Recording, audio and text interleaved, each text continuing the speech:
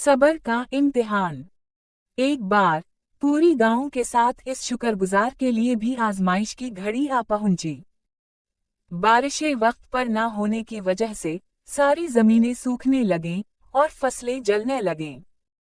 हर एक किसान के चेहरे पर खौफ, आंखों में बेबसी और जबान पर शिकवे थे। कोई कहता, हमने किया गुनाह किया था।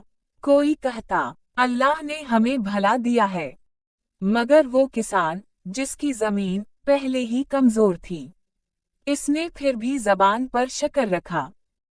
जब इसकी फसल मुकम्मल तौर पर खत्म हो गई, तो उसने सजदे में जाकर कहा, या अल्लाह, अगर तूने लिया है तो जरूर किसी बेहतर वक्त के लिए लिया है। मैं तेरा शुक्र अदा करता हूँ, क्योंकि तो जो करता है बेहतर ही करता है। किसान की बीवी कभी कभी परेशान हो जाती, बच्चों के मुस्तकबिल की फिक्र करती, मगर वो शुक्रगुजार किसान इन्हें तसल्ली देता और कहता कि हम खाली हाथ नहीं हैं, हमारे पास शुक्र है और शुक्र कभी खाली नहीं जाता।